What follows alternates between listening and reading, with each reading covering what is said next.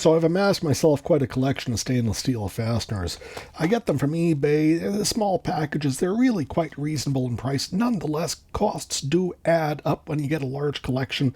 So I figured what I'd do is get them in sizes longer than what I actually would normally use, and then just cut them down to size as required. Now to cut them down in size, I have these crimping pliers. They have a screw shear on them. You thread your screw in there, and you can chop it pretty easily. These are Kinepex metric. Here's Channel Lock. There's some Imperial ones. They're not too bad, but they're not too great. I don't really love them because, they sometimes chew threads up. They're supposed to, make a nice cut, but sometimes they chew the threads up and don't leave it perfect.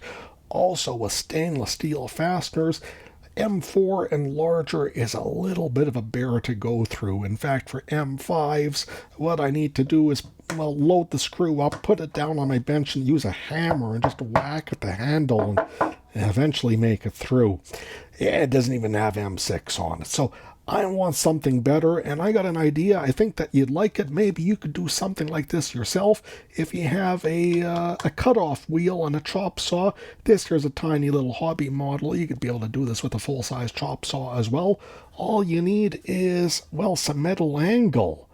Anyways, I'm going to make a fixture for cutting screws, and if you just want to see the end result, I'll put the jump stamp down here, and otherwise, if you like obsessive attention to detail and machine noises, stick around. I'm going to make two fixtures out of this angle. I have it marked up with a Sharpie, not very accurate, and I'm going to cut it with a hand-operated portable bandsaw, which is even less accurate. Now, if you have access to a stationary bandsaw, you might be able to get away without what I'm going to have to do afterwards, which is machine this just to clean up the cuts and make things nice and square.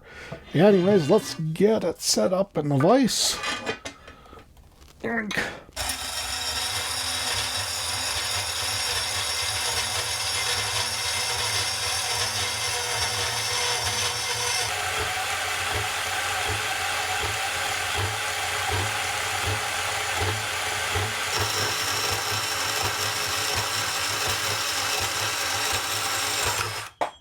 So here are two fixtures to be rough cut with the hand bandsaw.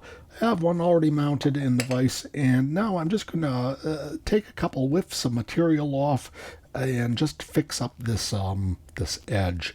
Now this is not an ideal clamping setup because this part, it could flap around. It's a thin piece of metal, so I'm going to have to be a little bit more easygoing with it. And I found, just with a couple test passes, that it does work when the bit, when these inserts are pushing this thin piece into the fixed jaw of the vise.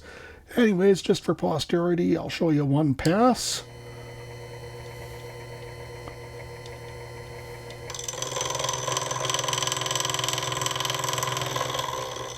It still rattles around a little bit. You can tell it's not a very solid setup, but it is cleaning up that hand bandsaw cut, at least.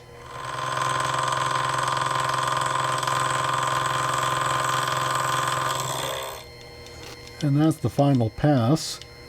Despite the noise, it's left a nice mirror finish. Next up is to straighten out these two sides with my rough bandsaw cut. I got to get them parallel and square to this face. I have this other one mounted in the vise already. I got some blocks here that supports this part really quite well for milling. This part is kind of flopping around, so it does make a little bit of a noise. However, these bits, you can just abuse the hell out of them, and, I'm not looking for machining precision here. I just want to get the surface nice and flat. Let's give it one pass. I gave it a couple passes already, testing it out. Seems to work. So let's just show you one pass here now.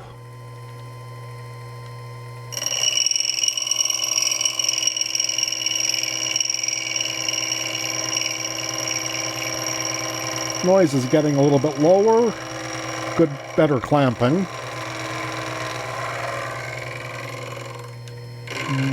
Now along here.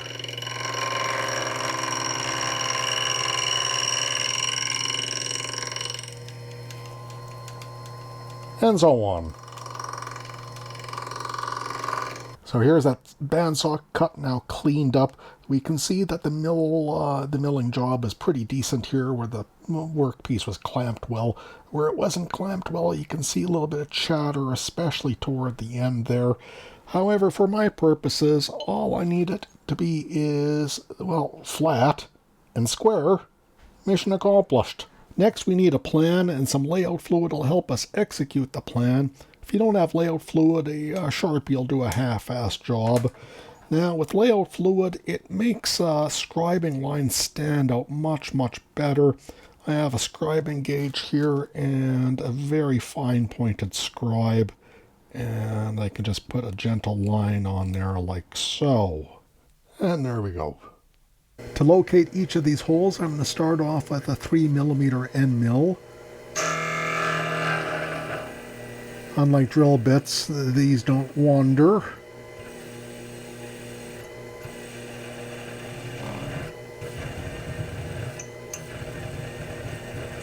And now a 4.2mm drill bit for tapping M5.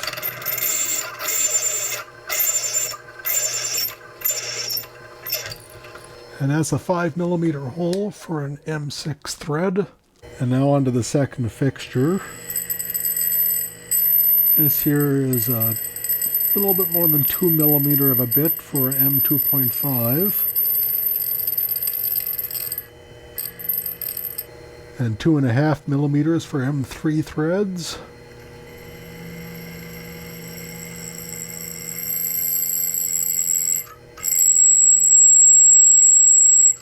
And 3.25 for an M4 screw.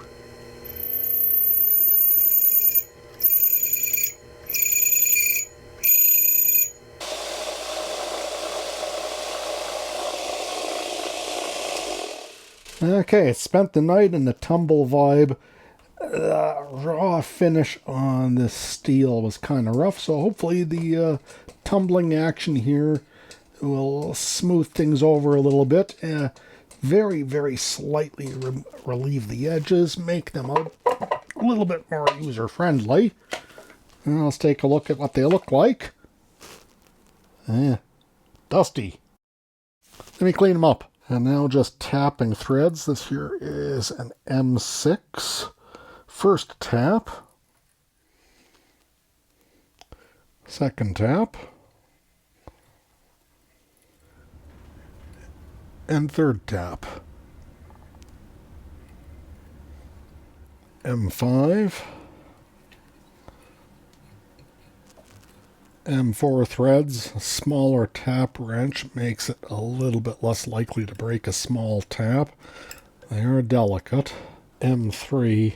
These smaller taps get a little bit worrisome into stainless steel. Easy to snap a tap. Small tap wrench does help a bit. It prevents you from putting too much torque on it. But even so, they do occasionally snap.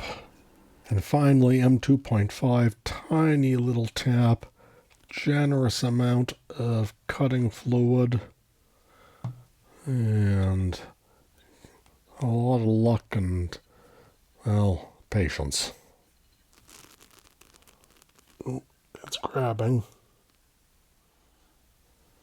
Not too bad.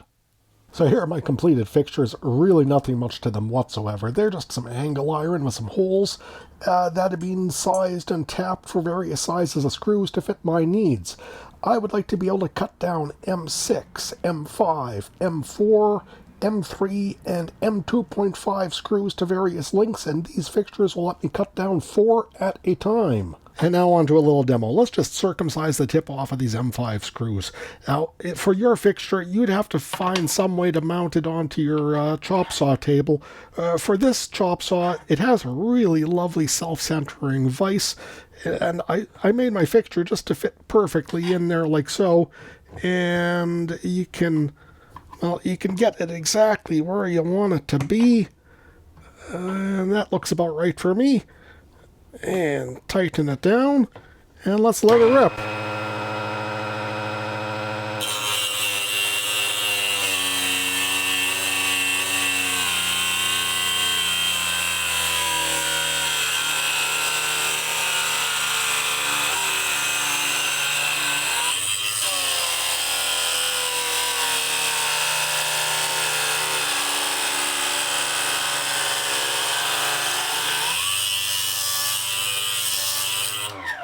And here we go, 4 custom-sized fasteners, just a little bit of flashing at the tip. That would rub off with a couple passes on some sandpaper, no problem.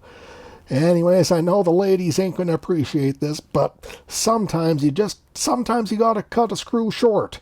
Anyways, subscribe and I'll see you next time. Bye-bye.